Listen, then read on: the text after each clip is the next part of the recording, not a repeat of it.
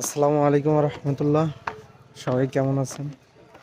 আশা করি ভালো আছেন। তো আসছি বাঁশবনে ঘুরতে।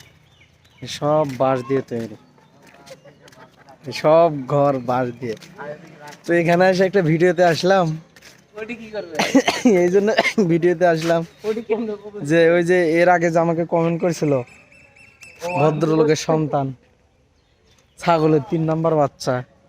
তো কালকে ভিডিও ছাড়ছি একটা, কালকে না পরশু দিন। ও দেখে আজকে কমেন্ট করছে যে আমার ইউটিউব চ্যানেলে যে আজকের দিনের মধ্যে আমাকে ও ফাঁসিতে ঝুলাবে।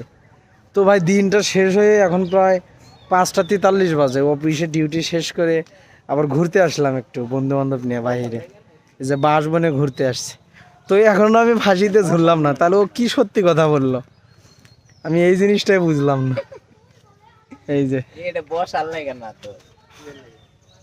ঘুরতে আসলাম, তো যাদের ব্যবসায় লস হয় ছাগলের 3 নাম্বার বাচ্চারা, তাদের একটু জ্বলে। আর যাদের উপকার হয় তারা তো সবাই ভালো বলে বা বলে যে ভাই এগিয়ে যান। তবে কিরগিজস্তানে 5-6 লাখ টাকা দিয়ে যাওয়ার কোনো প্রয়োজনে নাই ভাই। ও দেশটা গরিব রাষ্ট্র, টাকার মানও অত বেশি না। আবার ও দেশে ব্যাংক নাই যে বাংলাদেশে ব্যাংকের মাধ্যমে লেনদেন করবে।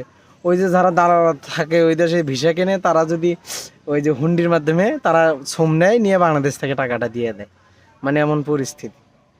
আর অনেকে প্রশ্ন করেন চকলেট ফ্যাক্টরি, বিস্কুট ফ্যাক্টরি, এটা সেটা। ভাই কোনো কাজেই যাওয়ার প্রয়োজন নাই ওদের। আপনি সৌদি আরব যান, মালয়েশিয়া যান, ভালো একটা কোম্পানির ভিসা নিয়ে যান বা কাজ কাম শিখা যান, আল্লাহর রহমতে ভালো থাকবেন। বা পোল্যান্ডে যান, 5-7 লাখ টাকা দিয়ে, 7 লাখ দিয়ে যাবেন, পোল্যান্ডে যান। কিরগিজস্তান যাওয়ার কোনো প্রয়োজন আছে? আমার হিসেবে ও দেশে না যাওয়াই বেটার। আর এরপরে যারা যেতে চান যেতে পারেন, আপনাদের টাকাতে আপনারা যাবেন ভাই, ভালো মন্দ আপনারা বুঝবেন। জায়গাটা ঘুরতে আসলাম, কেমন লাগলো? আজকে ফাঁসিতে ঝোলার কথা ছিল, ছাগলের 3 নম্বর বাচ্চা আমাকে থ্রেট দিছে। এখনো ফাঁসিতে ঝুলতে পারি নাই দেখে আমার মনে অনেক কষ্ট। ও যেন চালু চালু আমাকে ফাঁসিতে ঝুলায়। ছাগলের 3 নম্বর বাচ্চা, ভালো থাকিস, টাটা।